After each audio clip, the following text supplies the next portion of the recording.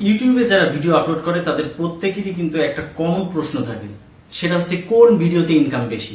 তো আজকের এই ভিডিওতে আমরা আপনাদেরকে বলবো যে ইউটিউবের সব থেকে ইনকাম কোন ভিডিওতে বেশি হয়, এবং এটাও আমরা আপনাদেরকে বলবো যে কোন ভিডিও বানিয়ে আপনি সব থেকে বেশি ইনকাম করতে পারবেন। তো আমি আপনাদেরকে মোট 8টি মাধ্যম বলবো, এই 8টি মাধ্যম অনুসরণ করলে আপনি সব থেকে বেশি ইনকাম করতে পারবেন।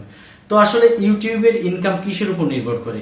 ভিডিওর উপরে, নাকি দেশের উপরে, না কিসের উপরে আসলে ভিডিও থেকে ইনকাম করার রেটটা নির্ধারণ হয়? অনেকেই প্রশ্ন করে থাকে যে ইউটিউবে আমার মিলিয়ন মিলিয়ন ভিউ হচ্ছে কিন্তু আমার সে পরিমাণ ইনকাম হচ্ছে না, এটা কেন হয়? আসলে এটার কয়েকটা মাধ্যম আছে। তো আমরা A to Z আপনাদেরকে দেখাবো যে কেন ইনকাম কম হয় বা কি করলে ইনকাম বাড়ে। তো ইউটিউবে ইনকামের জন্য কয়েকটি মাধ্যম আছে। তো এই মাধ্যমগুলো যদি আপনি ভালোভাবে পূরণ করেন, অবশ্যই আপনি সব থেকে বেশি ইনকাম করতে পারবেন। ইউটিউবের প্রথম যে শর্ত ইনকাম বেশি হওয়ার জন্য, সেটা হচ্ছে কোন দেশ থেকে আপনি ভিডিও তৈরি করছেন। এটা কিন্তু ইউটিউবে দেখে, অর্থাৎ আপনার লোকেশনটা তারা কিন্তু ট্র্যাক করে যে আপনি কোথা থেকে ভিডিও তৈরি করছেন। আপনি কোন দেশ থেকে করছেন এটা কিন্তু সব থেকে ইম্পর্টেন্ট। আপনি যদি ইউএস থেকে ভিডিও তৈরি করেন, আপনার রেভিনিউ আসবে একরকম। আপনি যদি বাংলাদেশ থেকে ভিডিও তৈরি করেন, আপনার রেভিনিউ আসবে আর এক রকম।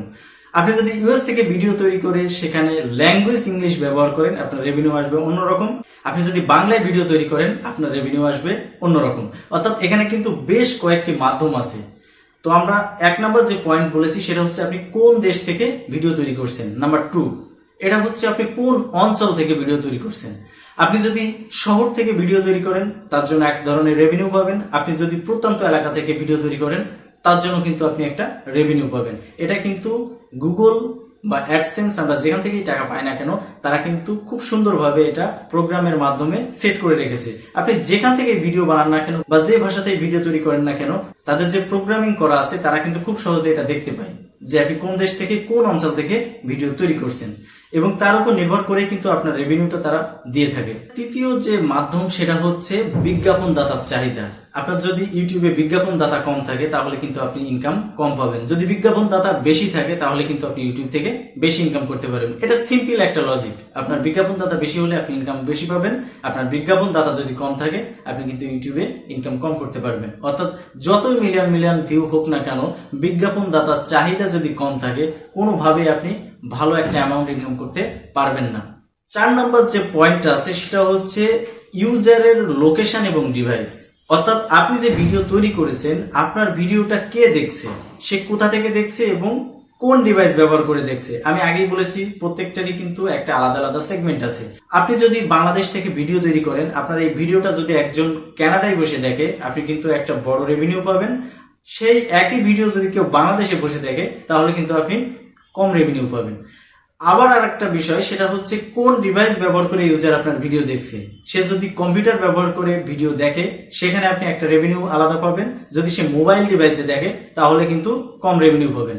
অর্থাৎ এখানে ইউজারের লোকেশন এবং ডিভাইসের উপর ভিত্তি করেও কিন্তু আপনার যে ইনকাম সেটা আপ এবং ডাউন হতে পারে।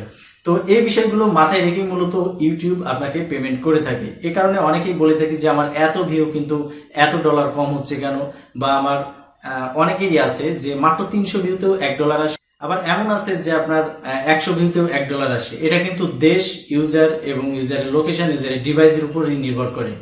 5 নম্বরে যে পয়েন্ট আছে সেটা হচ্ছে কন্টেন্টের ধরন। আপনি কি ধরনের কন্টেন্ট বানাচ্ছেন? আপনি কি নিউজ বানাচ্ছেন, নাকি নলেজ নিয়ে কিছু বানাচ্ছেন, নাকি এডুকেশন নিয়ে কিছু বানাচ্ছেন? আপনার কন্টেন্টের ধরন কি, তার উপরেও নির্ভর করে কিন্তু ইনকাম আপ এবং ডাউন হয়ে থাকে। এবং আপনি যে ভিডিও তৈরি করছেন সেটা লেন্থ কত, সেটা কি 2 মিনিট নাকি 5 মিনিট নাকি 10 মিনিট, এই লেন্থের উপরেও কিন্তু ইনকামটা নির্ভর করে।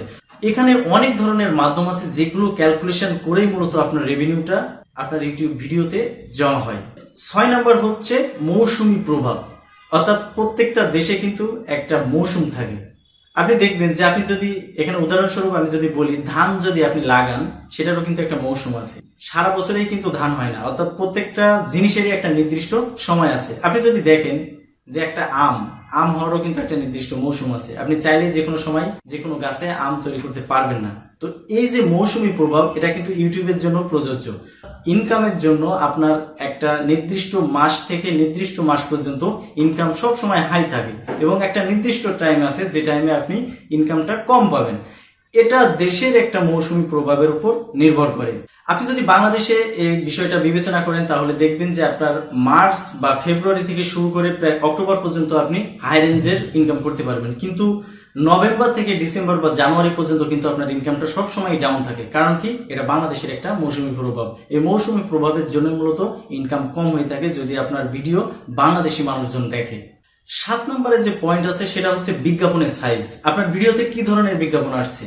আপনি যদি 2 মিনিটের কোনো অ্যাড পান তার জন্য এক ধরনের রেভিনিউ পাবেন, আপনি যদি 5 সেকেন্ডের কোনো অ্যাড পান তার জন্য একটা রেভিনিউ পাবেন, আপনি যদি 15 সেকেন্ডের একটা অ্যাড আপনার ভিডিওতে আসে তার জন্য অন্যরকম একটা রেভিনিউ পাবেন। অর্থাৎ আপনার এখানে অ্যাডের উপর নির্ভর করেও কিন্তু আপনার ইনকামটা দেওয়া হয়। আপনি যদি সব সময় আপনার প্রত্যেকটা ভিডিওতে যদি দেখেন আপনার 5 সেকেন্ড করে অ্যাড আসছে, আপনার ইনকাম কিন্তু ডাউন হবে। কিন্তু যদি বড় অ্যাড আসে, অর্থাৎ স্কিপেবল অ্যাড যেগুলা, যে অ্যাডগুলা 2 মিনিট হয় বা 3 মিনিট হয়, অনেক অ্যাড আছে যেগুলো 5 মিনিটও হয়ে থাকে, যদি বড় অ্যাড আসে আপনার ইনকাম অনায়াসে বেশি হবে।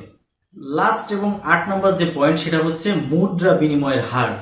অর্থাৎ আমাদের দেশে যে টাকা আছে এটা অন্য দেশের সাথে বিনিময় করতে গেলে তার মান কত হবে, এটার উপর নির্ভর করেও কিন্তু আপনার ইনকাম আপ এবং ডাউন হয়ে থাকে। অর্থাৎ আমি যে 8টি মাধ্যম বলেছি এই 8টি মাধ্যমের উপর নির্ভর করেই ইউটিউব অ্যানালাইসিস করেই আপনার ভিডিওতে তারা রেভিনিউ পাঠায়। তো মূলত এই সকল ক্যালকুলেশনের পরেই কিন্তু আপনি আপনার যে রেভিনিউ সেটা দেখতে পান। তো আপনি যদি ইংলিশে ভিডিও বানান, আপনি যদি ইউএসএ বসে ভিডিও বানান, আপনি যদি কানাডায় বসে ভিডিও বানান, তাহলে কিন্তু আপনার ভিডিওতে সব থেকে বেশি রেভিনিউ আসবে। আপনি বাংলাদেশে বসেও বেশি ইনকাম করতে পারেন, তার জন্য আপনাকে কি করতে হবে? ইংলিশ কন্টেন্ট তৈরি করতে হবে, এডুকেশনাল কন্টেন্ট তৈরি করতে হবে, যে কন্টেন্ট দেখে মানুষ উপকৃত হবে এই কন্টেন্ট আপনাকে তৈরি করতে হবে। তাহলেই আপনি খুব সহজে বেশি পরিমাণ আর্নিং করতে পারবেন। আপনার ভিডিওতে শেয়ার এবং লাইকের উপর ভিত্তি করেও কিন্তু ইনকামটা আপ এবং ডাউন হয়। আপনার প্রত্যেকটা ভিডিও যদি সবগুলো ডিসলাইক করতে থাকে সেখানেও কিন্তু ইনকামের একটা চাপ পড়ে। তো ইউটিউব আসলে এমন একটা মাধ্যম যেখানে A to Z অ্যানালাইসিস করেই আপনাকে ভিডিওতে তারা রেভিনিউ পাঠায়।